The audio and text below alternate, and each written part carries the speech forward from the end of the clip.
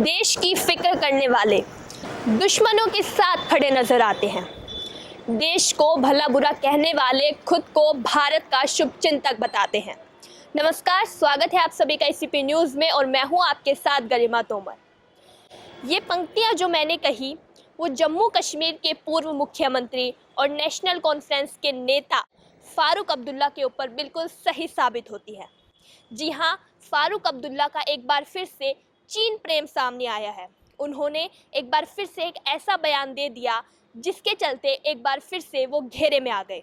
फारूक अब्दुल्ला ने ये कहा है कि जम्मू कश्मीर में एक बार फिर से धारा 370 को लागू करना चाहिए और इसके लिए भारत को चीन की मदद लेनी चाहिए।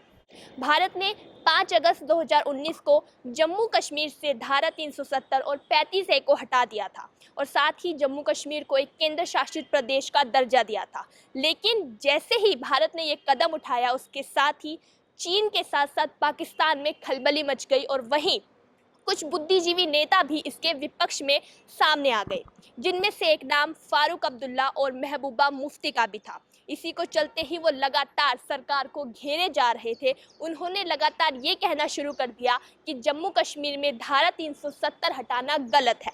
इसके साथ ही ऐसा पहली बार नहीं हुआ कि उन्होंने पहली बार ही चीन या पाकिस्तान के लिए अपने बयान दिए हों। ऐसा बहुत बार हो चुका है कि उनका चीन या पाकिस्तान प्रेम सामने आता हो और एक बार फिर से उन्होंने एक शर्मनाक बयान दिया है।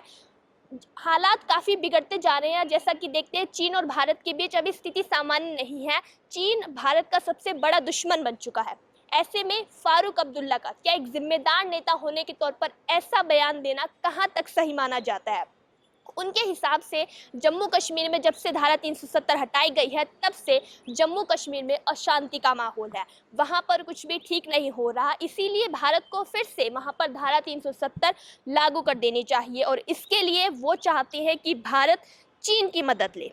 ये बयान एक जिम्मेदार नेता के तौर पर क्या सही माना जा सकता है? इसके साथ ही आपको बता दें कि जैसे ही 5 अगस्त 2019 को जम्मू कश्मीर से धारा 370 हटाई गई थी, उनको नज़रबंद कर दिया गया था। उनके साथ ही महबूबा मुफ्ती को भी उन्हीं के आवास पर नज़रबंद कर दिया गया था और अब उनको नज़रबंद से रिहा कर दिया गया है और नज़रबंद से रिहा होते ही उन्होंने ये एक शर्मनाक बयान दे दिया। हालांकि अब जो संसद का मानसून सत्र चल रहा है उसमें भी वो पेश होंगे। उसमें भी उन्होंने कहा है कि वो जम्मू कश्मीर का यही मुद्दा उठाएंगे कि फिर से जम्मू कश्मीर को एक पूर्ण राज्य का दर्जा दिया जाए और वहां से धारा 370 फिर से लागू की जाए, फिर से 35 से लागू किया जाए। क्योंकि उनके हिसाब से जब तक कश्मीर में धारा 370 फिर से लागू नहीं होती, वहां के लोगों का जीवन फिर से शांति में नहीं चल सकता और इसके लिए वो चीन की मदद मांगने के लिए कह रहे हैं। एक सवाल हम भी फारूक अब्दुल्ला से पूछना चाहते हैं कि ऐसे में चीन भारत का सबसे बड़ा दुश्मन है। क्या भारत सबसे बड़ा लोकतांत्रिक देश है, वो अपने आंतरिक मामलों को खुद झेल सकता है, खुद संभाल सकता है? तो ऐसे में उन्हें भी सोचना चाहिए कि क्या भारत को चीन की मदद लेनी चाहिए? क्या भारत एक ऐसा सुदृढ़ राष्ट्र नहीं है? और बात करते हैं जम्मू कश्मीर की, जहां पर धारा 370 हटने के बाद काफ़ी बड़े नेता भी गए, जो रक्षा विशेषज्ञ हैं उन्होंने भी जाकर वहां पर दौरा किया और ये आश्वासन दिया है कि अब जम्मू कश्मीर के हालात पहले से काफ़ी साफ है। तो एक बार फारूक अब्दुल्ला को खुद से भी पूछना चाहिए कि जो ये बयान उन्होंने दिया है उन्हें भी ये बयान कहाँ तक ठीक लगता है। कैमरामैन अभिषेक के साथ अभी तक के लिए इतना ही। इसी तरह की तमाम गतिविधियों को देखने के लिए आप देखते रहिए ACP न्यूज़।